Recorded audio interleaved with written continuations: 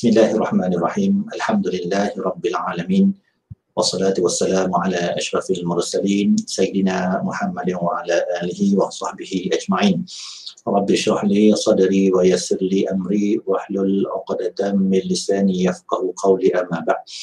Alhamdulillah, syukur kita kepada Allah Subhanahu wa taala diberikan ruang dan juga peluang untuk kita meneruskan lagi sesi kuliah kita bagi kod CTU 101. Jadi insya-Allah pada minggu ini kita akan membicarakan tajuk yang baru, iaitu yang berkaitan dengan akidah Islam. Okay. Jadi kalau kita lihat di sini terdapat isi kandungan dalam tajuk kita yang kedua, yang mana di sini kalau kita lihat terdapat beberapa topik yang kita akan perincikan dalam kuliah kita, iaitu yang pertama sekali adalah berkaitan dengan maksud akidah dari sudut bahasa dan juga dari sudut istilah. Kemudian yang kedua, kita juga akan lihat kepada teras kepada rukun iman yang 6. Jadi di situ nanti setiap satu itu kita akan perincikan, di mana yang pertama kita akan lihat kepada ma'rifatullah dan juga konsep syahadatain. Dan kita juga akan lihat kepada perkara-perkara yang boleh merosakkan akidah. Kemudian kita berpindah kepada tajuk yang berikutnya, iaitu konsep nubuwah, dan seterusnya beriman kepada malaikat, beriman kepada hari akhirat, dan juga beriman kepada qada dan qadar. Ini di antara topik yang kita akan cover untuk tajuk yang kedua, iaitu akidah. Okay, jadi untuk kuliah kita yang ketiga ataupun minggu yang ketiga, jadi kita akan fokus kepada 4 konteks ini sahaja, iaitu yang pertama adalah berkaitan dengan apakah yang dimaksudkan dengan akidah dari segi bahasa dan juga dari segi istilah. Kemudian kita juga nak lihat bagaimana cara kita nak mengenal Allah, ma'rifatullah. Kemudian yang ketiga, kita nak cuba memahami lafaz syahadah yang selalu kita lafazkan setiap kali kita sembahyang. Jadi kita nak cuba nak menghayati dan juga kita nak melihat apa intipati yang kita sebut dalam setiap kali kita sembahyang itu, iaitu 2 kalimah syahadah. Kemudian yang keempat, kita juga nak kenal pasti perkara-perkara yang boleh menjejaskan dan juga yang merosakkan akidah. Kadang-kadang kita tak sedar perkataan ataupun perbuatan yang kita ucapkan itu sebenarnya akan menjejaskan, bahkan akan merosakkan akidah kita sebagai seorang Muslim. Okay. Jadi kita pergi kepada yang pertama dahulu, iaitu kita sebelum kita bicarakan secara lebih detail, maka kita kena lihat dahulu perbahasan perkataan akidah itu sendiri dari sudut bahasa dan juga dari sudut istilah. Okey. Jadi perkataan akidah ini kalau kita lihat, ianya adalah merupakan perkataan yang datang yang kita ambil daripada bahasa Arab. Okey. Dan perkataan akidah itu sendiri dia ada kata dasar dia ataupun kata akar dia, iaitu dia datang daripada perkataan ain qaf dal, aqada. Dan kita pun guna pakai perkataan ini dalam bahasa Melayu, iaitu perkataan akad. Akad, kita sebut akad jual beli, akad nikah, akad macam-macam kita sebut akad. Jadi perkataan akad ini adalah merupakan kata dasar kepada perkataan akidah. Dan akadah ini kalau kita lihat, ianya membawa banyak maksud. Okay. Antaranya yang pertama, kalau kita lihat, ia membawa maksud ar-rabtu, iaitu simpulan. Simpulan. Kemudian ia juga membawa maksud al-ihkam, iaitu ikatan. Ia juga yang ketiga membawa maksud asyaddu biquwwah, ikatan ataupun simpulan yang sangat kuat. Kemudian yang keempat at-tamasuk, iaitu saling berpegang. Okay. Kemudian yang kelima al-murasah, iaitu pengukuhan. Dan yang keenam adalah al-yakin wal jazam, iaitu perkara yang pasti dan juga yang yakin. Jadi kalau kita lihat keenam-enam pengertian akidah ataupun perkataan aqadah itu, kita boleh lihat bahawa ianya merujuk kepada sesuatu yang kita katakan satu ikatan atau simpulan yang mana ianya bukan melibatkan satu pihak sahaja tetapi dia melibatkan dua pihak, iaitu di antara seseorang dengan yang lain. Sebab dia bila sebut simpulan ataupun ikatan, maka sudah pasti ia melibatkan ada dua benda. Sebab bila kita nak ikat, maksudnya adalah dua benda yang kita akan ikat. Ataupun kita nak simpul, adalah benda yang kita akan simpulkan. Okey, jadi dan kita lihat perkataan akad ini juga, ataupun kita boleh katakan ikatan ataupun simpulan ini terbahagi kepada dua jenis.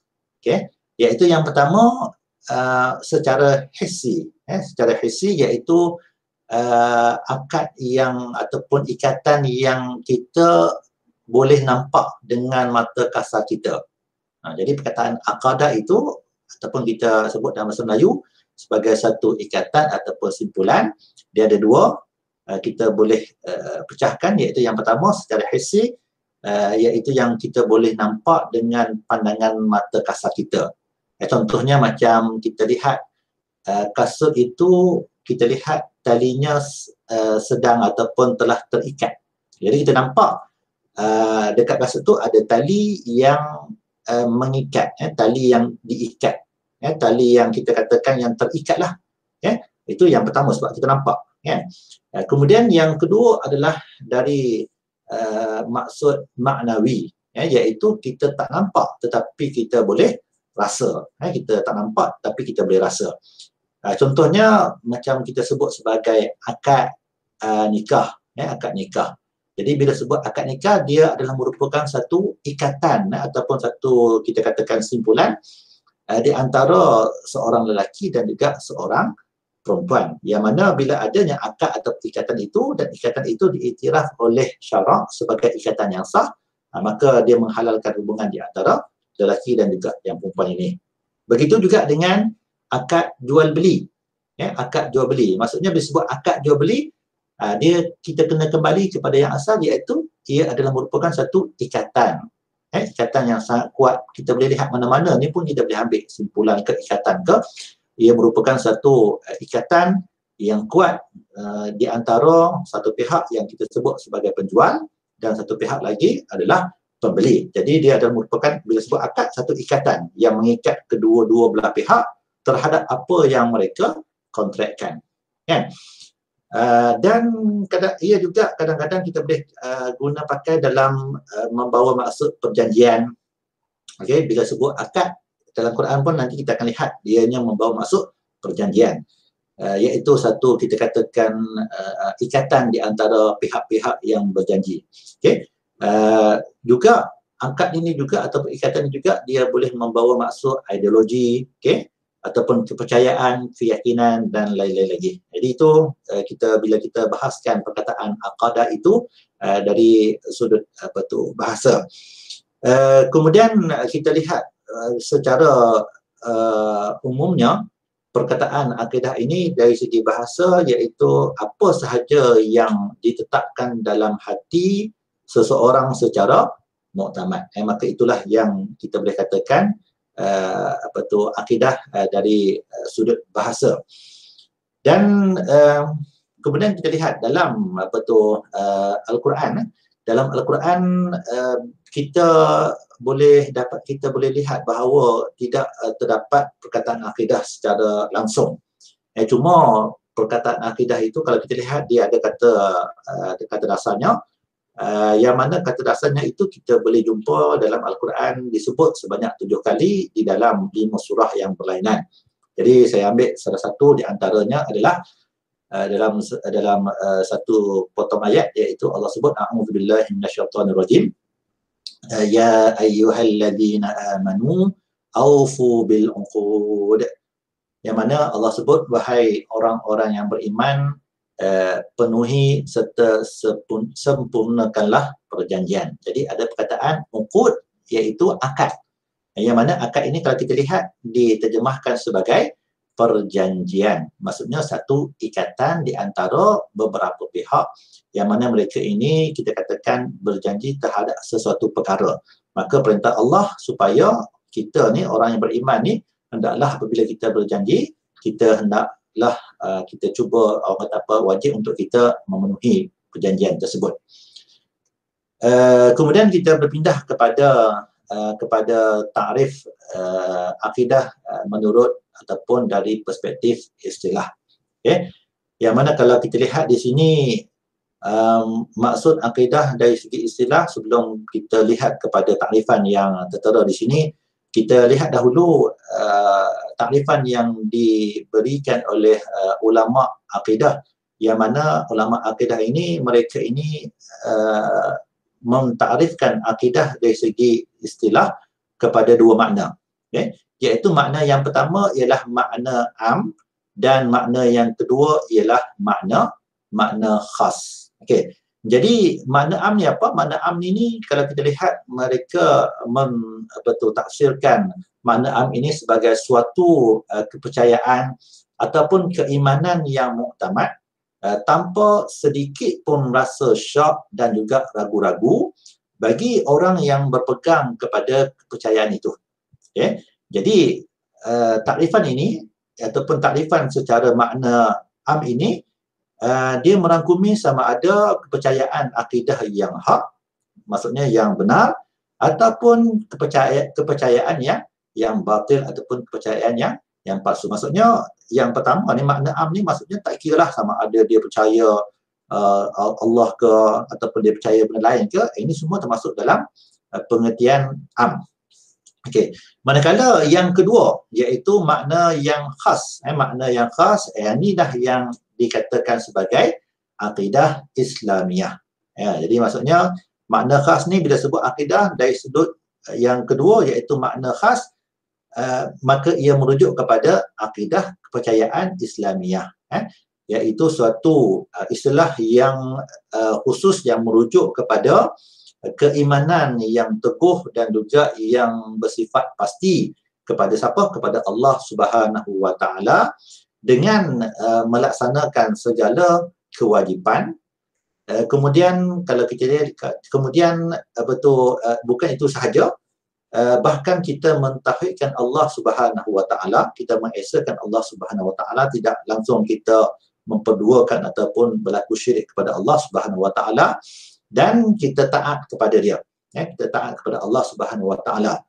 Dan di samping itu juga kita beriman kepada para malaikatnya, kita beriman para rasulnya, kita beriman kepada kitab-kitab yang diturunkan kepada kita beriman kepada hari akhirat, kita beriman kepada takdir yang baik, takdir yang buruk, dan apa sahaja yang dinaskan secara sahih sama ada dalam Al-Quran ataupun dalam hadis Nabi SAW.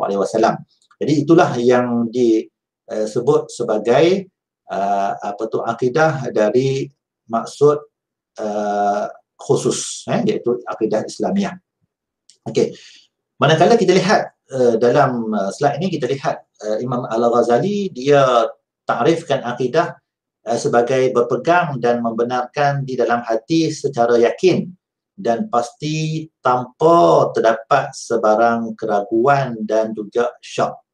Jadi di situ kita lihat dalam takrifan yang diberikan oleh Imam Al-Ghazali, dia menjelaskan bahawa akidah ini adalah kita berpegang dan kita juga membenarkan di dalam hati secara yakin. Maksudnya tidak ada langsung keraguan terhadap apa yang kita pegang dan yang kita benarkan dalam hati kita. Okey. Dan di sini kalau kita lihat, kalau kita lihat di sebelah dia, kita dapati bahawa dia terdapat beberapa tahap, tahap-tahap kita katakan keyakinan. Ada keyakinan hanya sekadar tahap 30% yang kita sebut sebagai waham. Ada juga keyakinan sekadar 50% sahaja. Maksudnya kita antara yakin dan tak yakin, yang disebut sebagai syak. Di mana kalau kita lihat perkataan syak ini juga, kalau dalam hadis Nabi sallallahu alaihi wasallam, ada Nabi sebut idza syakka ahadukum fi salatihi, apabila salah seorang daripada kamu rasa syak dalam sembahyang, syak ni maksudnya 50-50 lah, maksudnya antara yakin dan tak yakin, itu adalah syak.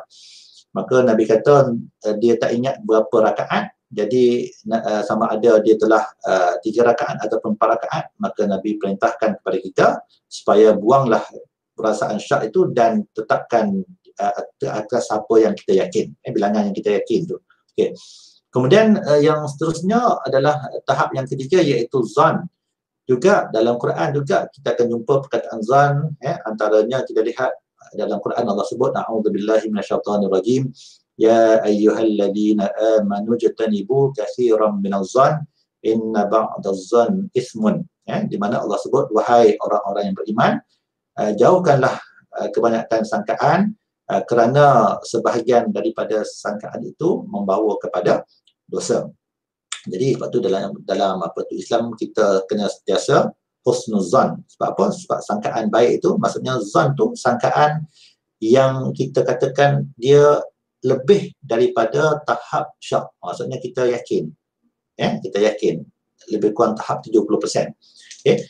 Kemudian yang peringkat yang paling kita katakan yang keempat, iaitu yakin. Yakin ni mesti 100%. Jadi dalam persoalan akidah, tahap kita katakan keyakinan itu dia mesti capai tahap yakin, iaitu 100%.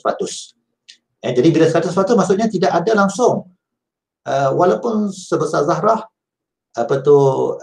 keraguan ataupun sebarang perasaan syak kita. Okey. Sebab kalau kita yakin 99%, kan, masih lagi ada 1% itu kita katakan sesuatu yang kita tak pernah yakin. Jadi ini yang sangat bahaya dalam akidah, kerana apabila datang sesuatu ajaran ataupun apa sahaja, jadi kadang-kadang satu itulah yang akan boleh menjejaskan keyakinan kita ataupun akidah kita kepada Allah Subhanahu Wa Taala. Okey. Dan sebab tu kalau kita lihat dalam mana-mana saja ta'rif yang diberikan oleh para sarjana, kita akan dapati bahawa ada sahaja perkataan yakin. Sebab tu dalam akidah dia adalah merupakan suatu kepercayaan yang tahap yakin. Tahap yakin. Okey.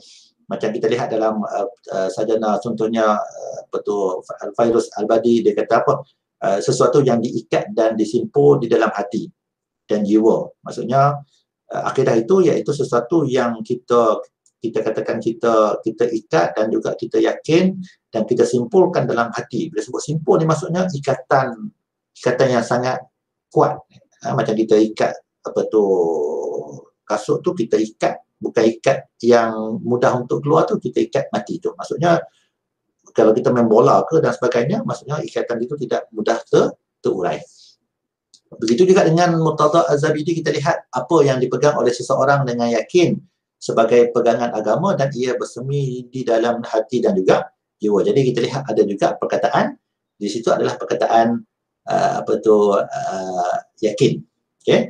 Jadi secara kita katakan secara umumnya kita boleh katakan bahawa akidah ini adalah merupakan satu keyakinan ataupun kepercayaan yang sangat mendalam, yang penuh tulus, ikhlas dan juga kudus, yang lahir daripada hati manusia, yang dengan dihiasi oleh perasaan cinta dan juga kasih yang mutlak hanya kepada Allah Subhanahu Wa Taala semata-mata, berdasarkan kepada ilmu dan juga sumber yang sahih, serta menjadi pegangan hidup dengan melaksanakan rukun-rukun iman tanpa sebarang rasa syak, ragu-ragu dan juga tanpa sebarang paksaan. Okey, jadi itu yang boleh kita simpulkan berkaitan dengan akidah. Dan kita lihat juga perkataan akidah ini juga kadang-kadang kita akan lihat dia terdapat beberapa nama-nama yang lain. Contohnya ada juga kadang-kadang akidah ini disebut sebagai i'tiqad. Kalau kita kadang-kadang kita belajar akidah ni, kita akan jumpa i'tiqad. Kadang-kadang kita jumpa perkataan tauhid. Kadang-kadang kita jumpa perkataan sunnah ataupun syariah. Dan yang paling biasa kita jumpa adalah perkataan iman, ataupun perkataan usuluddin, ataupun kadang-kadang juga kita juga jumpa perkataan fiqhul akbar. Bahkan kadang-kadang nama-nama tersebut kadang-kadang dijadikan sebagai tajuk kitab. Contohnya kita lihat perkataan i'tiqad. Perkataan i'tiqad ini ada dijadikan sebagai tajuk kitab, contohnya i'tiqad a'immatul hadis. Okey, begitu juga dengan perkataan fiqhul akbar. Fiqhul akbar juga apa tu yang kita katakan ditulis sama ada oleh Imam Abu Hanifah ataupun Imam Syafi'i. Kalau kita lihat, dia juga membicarakan berkaitan dengan akidah. Okey. Jadi secara kesimpulannya kita boleh katakan bahawa akidah ini adalah merupakan satu bentuk hubungan hati dan juga jiwa yang kuat di antara makhluk dengan Khalik, di antara manusia dan juga dengan pencipta kita iaitu Allah Subhanahu wa taala. Dan sudah pasti ianya adalah merupakan kita katakan ia datang daripada sumber yang sangat kita yakini, iaitu Al-Quran dan juga sunnah. Dan apa yang paling penting dalam konteks akidah adalah ia datang secara ikhlas, tanpa sebarang paksaan, kerana kita lihat dalam Islam dia tidak memaksa untuk orang lain supaya memeluk agama Islam. Jadi itu sahaja untuk perbincangan kita berkaitan dengan takrifan akidah dari segi bahasa dan juga istilah. Sekian.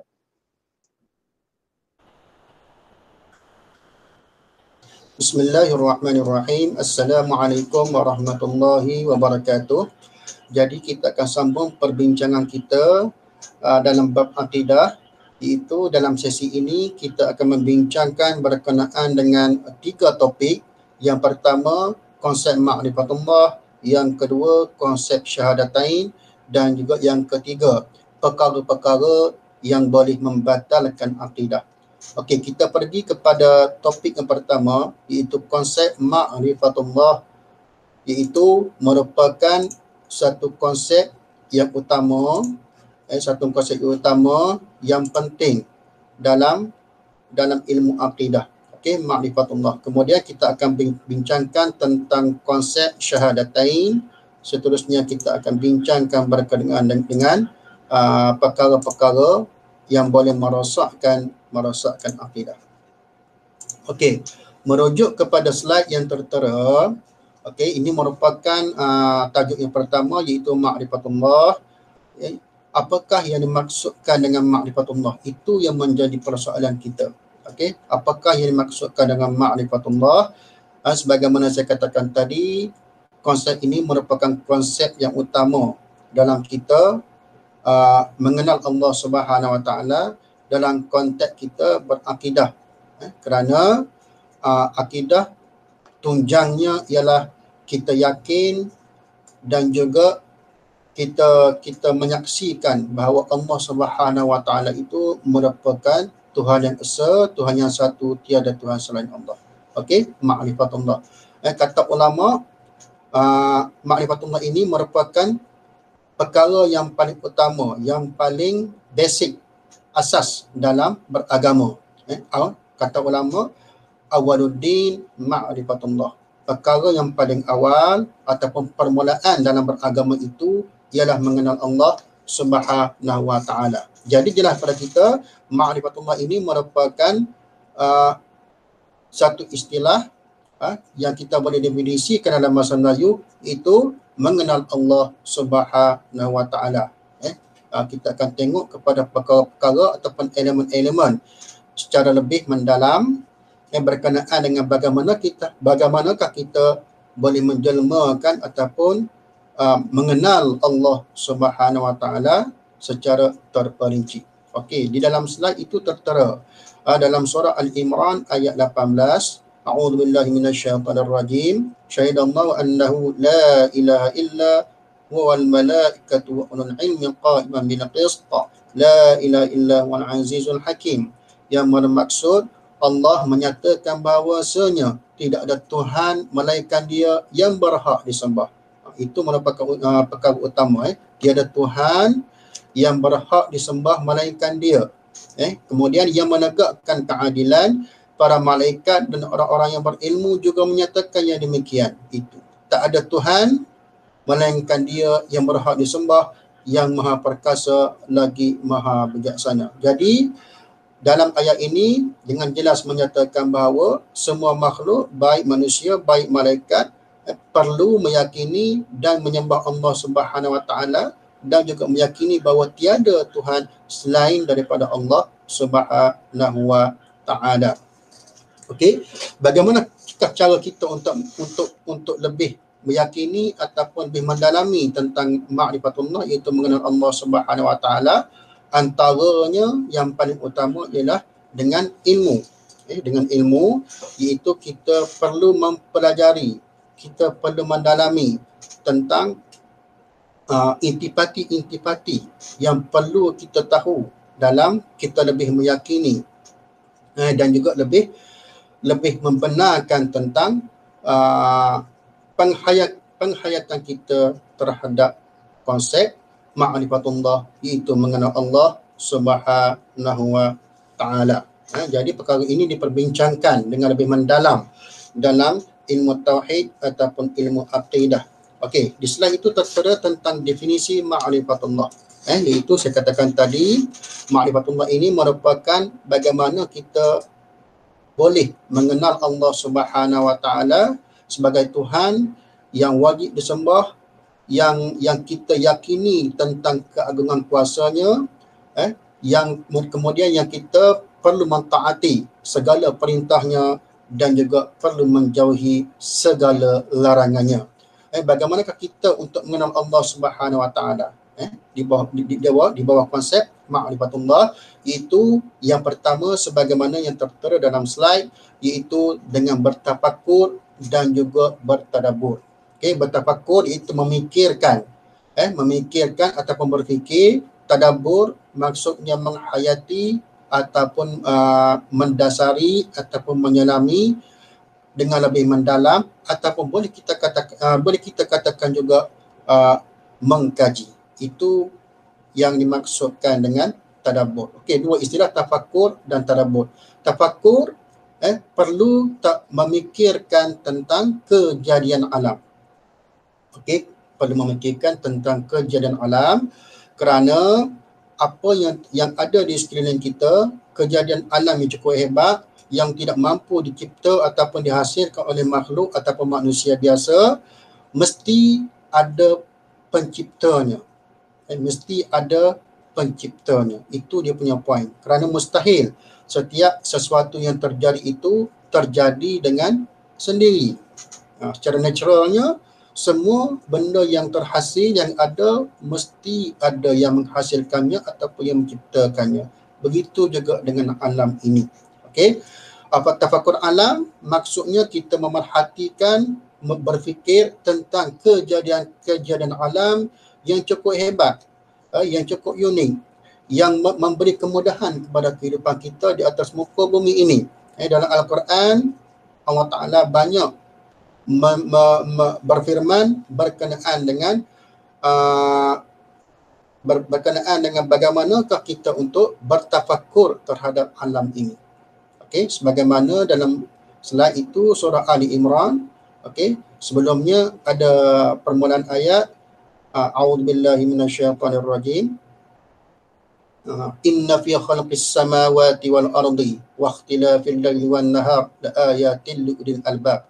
Sebelum pergi kepada ayat alladzina yadhkurunallaha qiyaman wa qu'udan wa 'ala junubihim wa yatafakkaruna fi khalqis samawati wal ard rabbana ma khalaqta hadza batilan subhanaka faqina 'adzabannar. Sebelum tu, inna fi khalqis samawati wal ard, sesungguhnya pada kejadian langit dan bumi, wa ikhtilafil laili wan nahar, perubahan siang dan malam, la ayatil liulil albab, adalah sebagai satu tanda kepada orang-orang yang berfikir. Maksudnya Allah Ta'ala meminta kita memerhatikan tentang kejadian langit, kejadian bumi, perubahan siang malam itu merupakan satu tanda ataupun satu bukti untuk kita mengenal Allah Subhanahu Wa Ta'ala.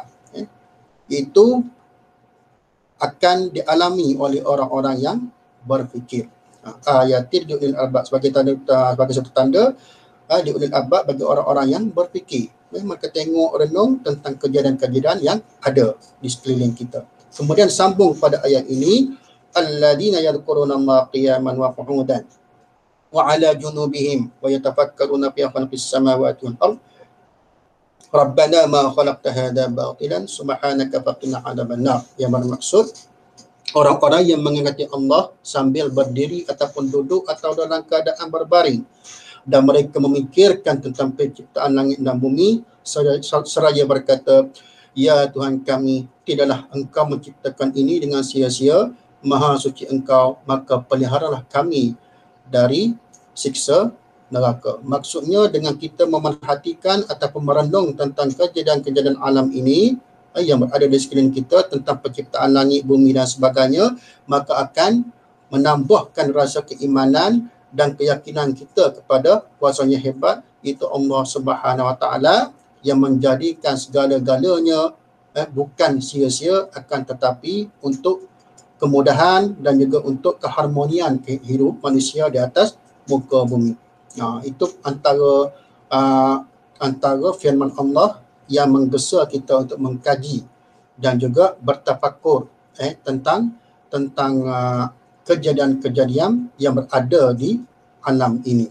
Begitu juga dengan ayat-ayat lain, banyak lagi dalam Al-Quran berkenaan dengan bagaimana Allah Ta'ala memberikan satu gambaran kepada kita melalui firman-Nya untuk kita berfikir tentang kejadian-kejadian makhluk dan juga kejadian-kejadian alam yang ada di sekeliling kita, untuk menambahkan lagi keyakinan kita terhadap kuasa Allah Subhanahu Wa Taala dan meyakini bahawa Allah Taala itu Tuhan yang Maha Esa. Seterusnya berkenaan dengan tadabbur, itu bertadabbur terhadap ayat-ayat Al-Quran.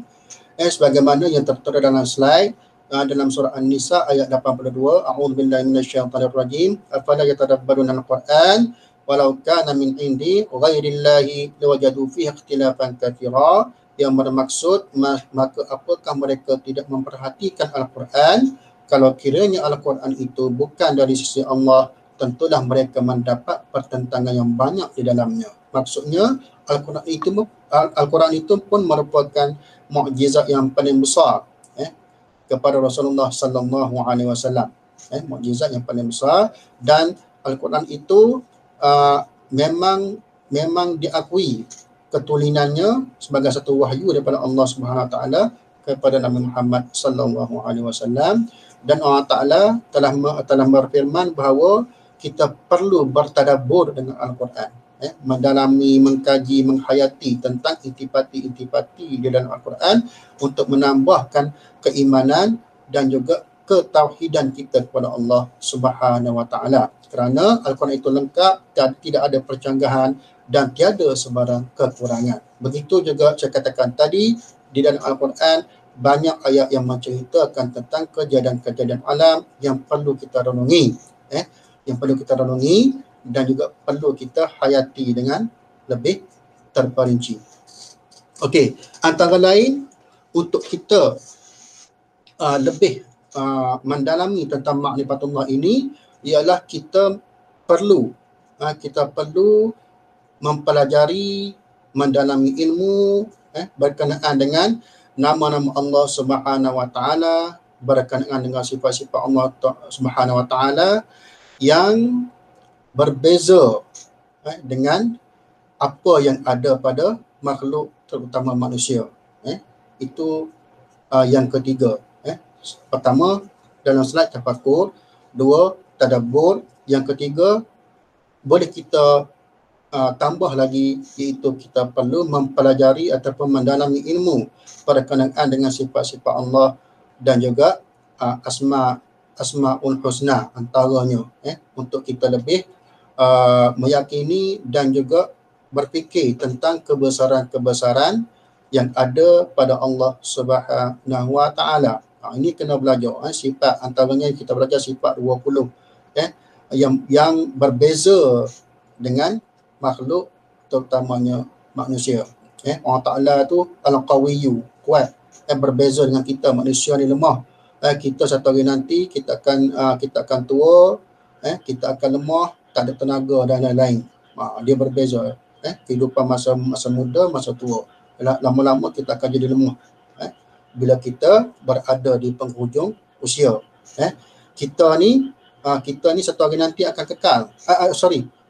Satu hari nanti akan mati ataupun meninggal dunia. Sebab semua yang ada ni tak kekal di atas muka bumi. Allah Ta'ala baqa, kekal selama-lamanya.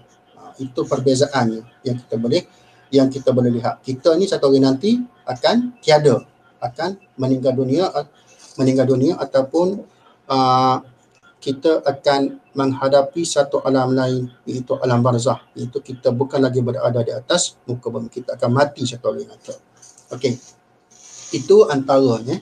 Kemudian dalil ma'rifatullah, dalil naqli dan juga dalil akli. Dalil naqli ini berdasarkan kepada wahyu lah, pada sumber Al-Quranul Karim, ayat-ayat Allah Subhanahu Wa Taala.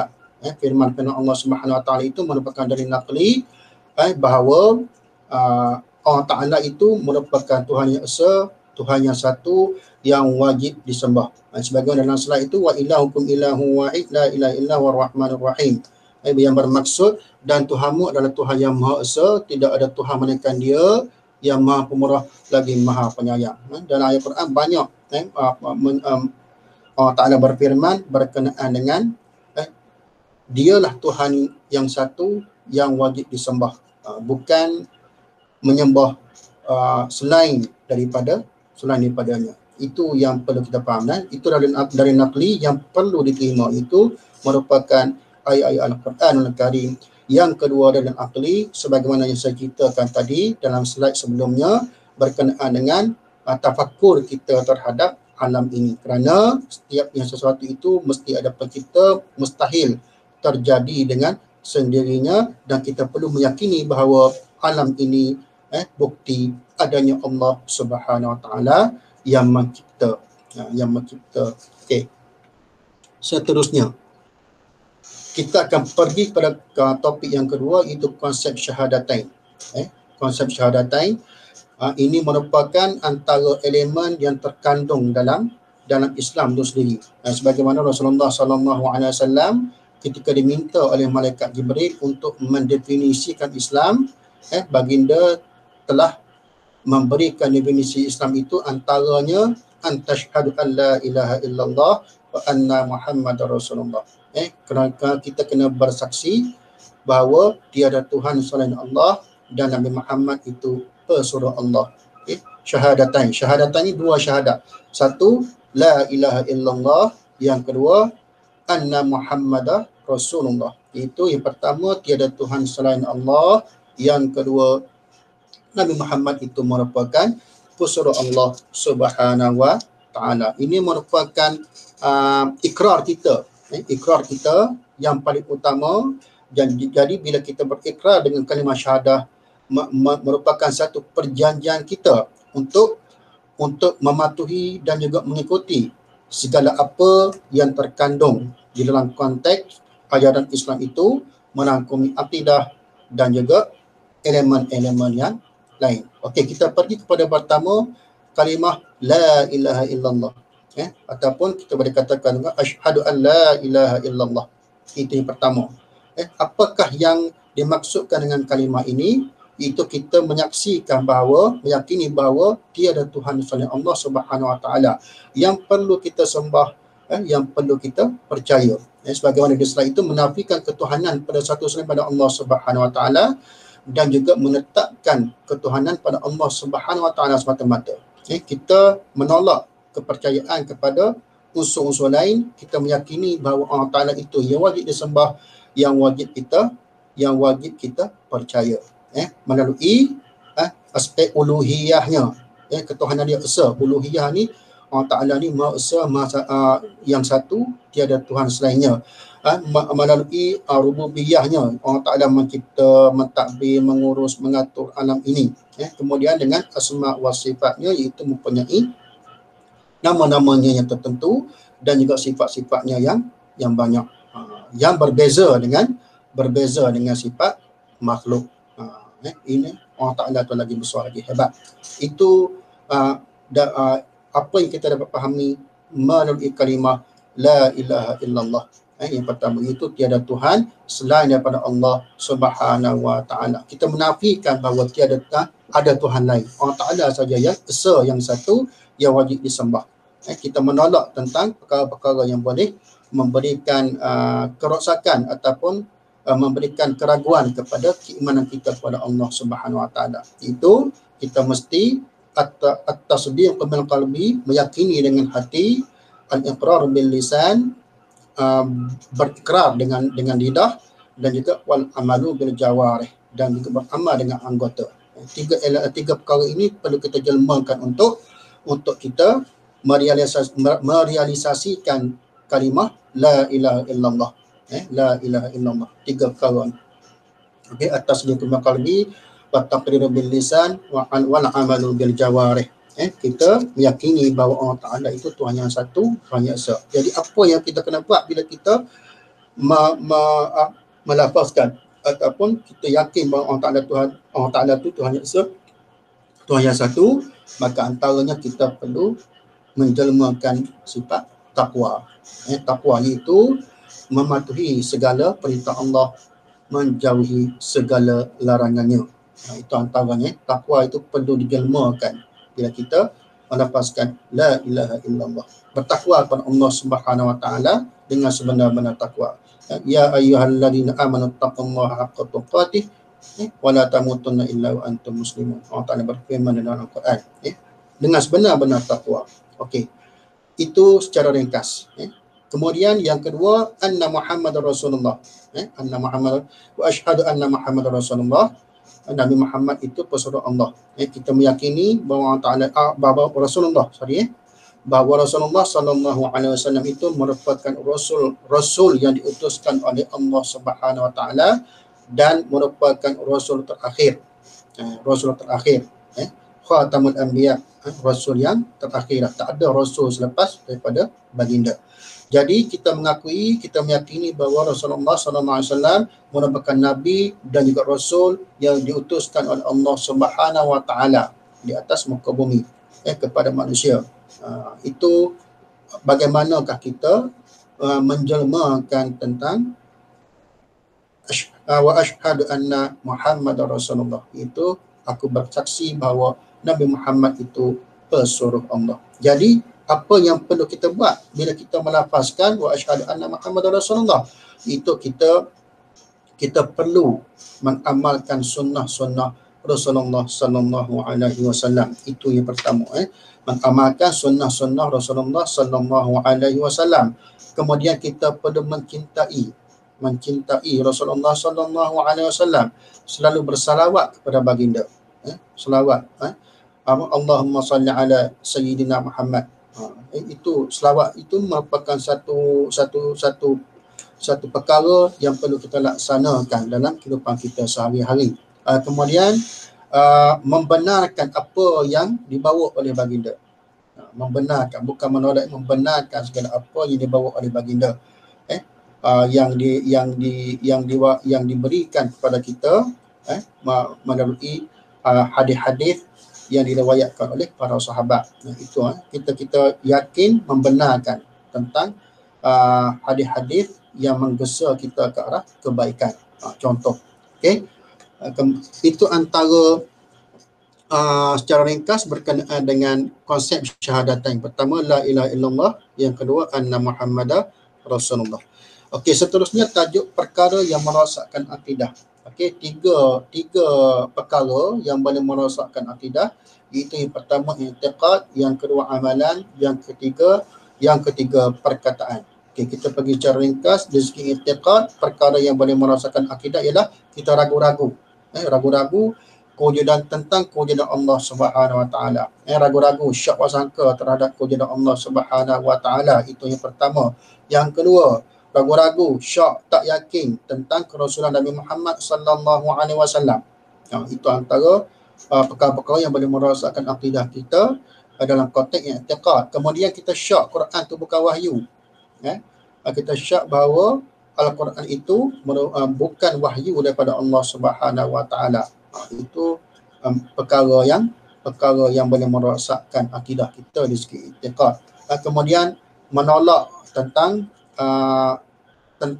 hujah tentang firman-firman Allah Subhanahu wa taala di dalam Al-Quranul Karim. Kita tolak, kita tak yakin bahawa perkara tersebut mesti diamalkan. Contohnya contohnya apa? Contohnya kita mengatakan solat 5 waktu tu tak wajib, contohnya. Puasa tu tak wajib dilaksanakan, contohnya. Itu antaranya. Okey. Yang kedua dengan amalan. Amalan ni kalau kita tengok dalam konteks syirik, syirik merupakan syirik yang jariah yang nyata. Amalan contohnya menyembah berhala, patung-patung, kemudian menyembah elemen-elemen alam, pokok dan lain-lain. Okey. Kemudian menghina nabi dan rasul. Menghina nabi dan rasul, contoh itu sejak amalan. Okey. Kemudian menghina kitab-kitab suci dengan lidah dan juga perbuatan, contohnya membakar Al-Quran dan lain-lain. Contoh membakar Al-Quran dan juga perkara-perkara yang boleh memberikan impak yang negatif kepada perkara yang utama dalam Islam itu sendiri. Okey, itu contoh amalan. Kemudian perkataan, contohnya berkata dengan lidah bahawa hukum Allah itu tidak sesuai untuk dilaksanakan, contohnya sudah tidak sesuai, tidak relevan dengan keadaan semasa, contohnya. Kemudian mengejek dan menghina Tuhan dengan lidah. Dengan lidah kita mempersendakan Allah Subhanahu Wa Taala. Kemudian mengejek syariat Islam, contohnya mengatakan haji itu membebankan dan lain-lain lah. Banyak perkara yang boleh dijelmakan dengan perkataan yang boleh merosakkan akidah. Kita menafikan tentang amalan-amalan yang diwajibkan dalam Islam, dan kita mengatakan bahawa dengan perkataan menafikan tentang ketuhanan Allah Subhanahu Wa Taala dan juga syariat Allah Subhanahu Wa Taala. Itu perlu kita jaga. Okey, untuk tajuk akidah ini setakat itu saja. Wabillahi taufiq wal hidayah. Wassalamualaikum warahmatullahi wabarakatuh.